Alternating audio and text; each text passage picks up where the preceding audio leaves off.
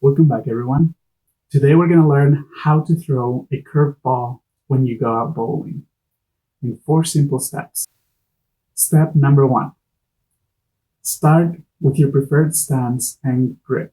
What I mean by this is however you like to approach the lane, do that every time, as well as how you would like to hold the bowling ball. The key to having a successful curve throw down the lane every time is practicing how you start every time and how you hold your ball every time. That will come in handy a lot as time goes by. Step number 2, make your focus the arrow in front of you.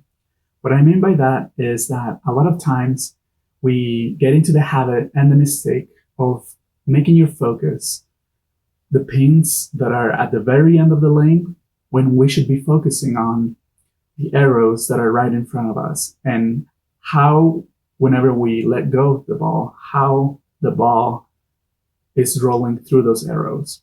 And as you practice and make sure that you are focusing on the right arrows where you want your ball to be every time, then you'll be able to throw the same curveball every time and get excellent results. I recommend, based on my own experience, that you throw it anywhere in between the first and second arrow, if you're right-handed, or the second and third arrow.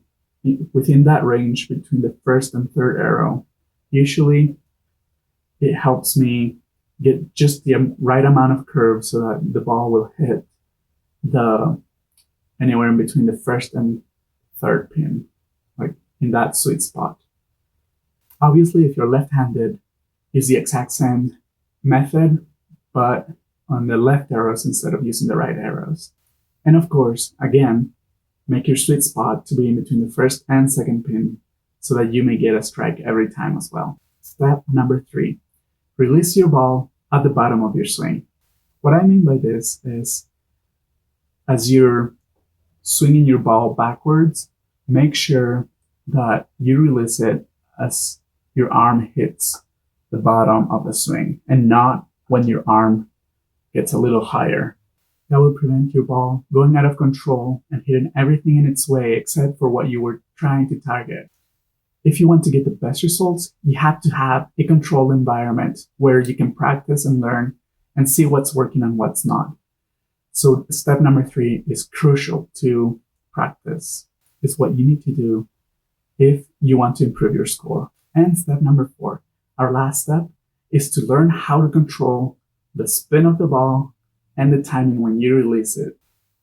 As you practice this and master this step, you will always curve the ball exactly how you like, and you will impress your friends in no time.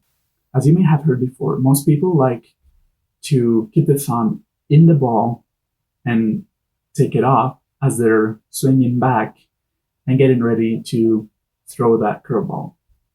But what I like to do different, and what has worked for me, is to keep the thumb outside of the ball.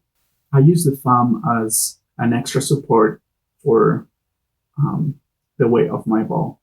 I'm going to show you at what point I rotate my wrist.